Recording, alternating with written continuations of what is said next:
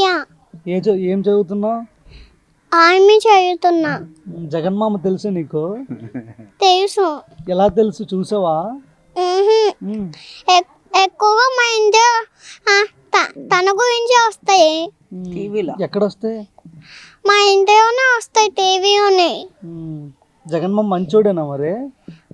మంచిగా జగమ్మ వస్తే భూమి కూడా వచ్చేస్తాయి. భూములు వచ్చేస్తాయా రైతులుగా? ఉమ్.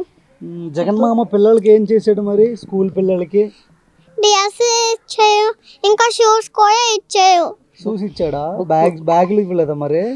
బ్యాగ్స్ కూడా ఇచ్చారు, ఇంకా సాక్సెస్ కూడా. మంచి భోజనం పెడుతున్నారు. ఇంకా భోంచేయడానికి భోజనం కూడా పెడుతున్నారు. జగన్మామ మళ్ళీ గెలవాలా? అవును.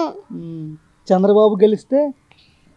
వాళ్ళు గెలిస్తే నేను అసలు ఒప్పుకోనే. ఎందుకు ఏమి చంద్రబాబు కొట్టారు ఎప్పుడైనా నిన్ను? లేదు. మరి ఎందుకు వద్దంటున్నావు? ఎందుకంటే వాళ్ళు ఎక్కువగా మంచిగా కాదు. ఏం చేస్తారు ఒకవేళ గెలిస్తే చంద్రబాబు?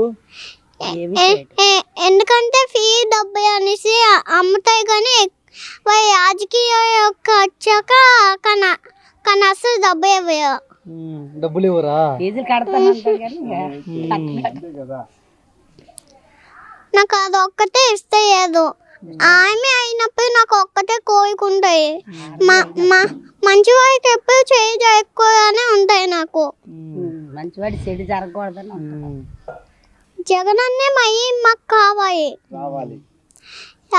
కూడా.